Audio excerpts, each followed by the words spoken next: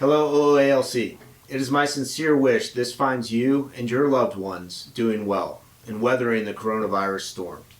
Next week, we will begin a roughly 8-week plan to return the complex to full capacity. This plan will not return us to our pre-COVID posture, but will be a deliberate plan tied to the 75th Air Base Wing's assessment of our local conditions to restore capacity over time as we continue to minimize risk. Our plan will carry on the many efforts to balance the health and safety of our folks with the mission requirements as we have been doing since early March. As we roll this plan out, let me be clear that for all members of OO-ALC currently on weather and safety leave or teleworking, please continue to serve in this capacity until otherwise informed by your supervisor. Starting on 4 May, we will be calling those on weather and safety leave to bring back teammates whose only qualifying condition was due to hypertension, as this condition is no longer on the CDC's list for high-risk personnel.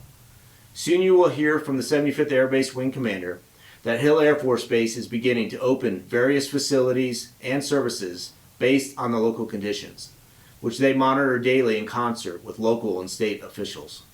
This is good news and a tribute to each of us as we control transmission and minimize risk. Please, I implore you, keep this up. As more of our workforce comes back physically to work, you will notice differences in your workplace and with how the base is operated, as we all work to minimize risk. I don't want you to be surprised. It will be natural for those returning and for those that have continued to be physically present to have fears or to be nervous. I encourage you to voice these concerns to your leadership. We want to hear them.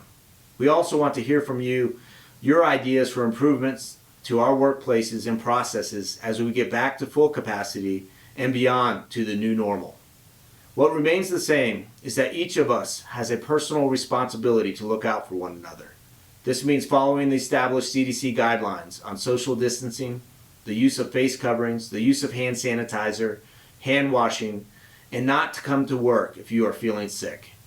You can be assured your leadership will continue the many measures established to minimize risk of transmission and have assessed we have the necessary material and processes in place now and can scale as required to support our return to full capacity.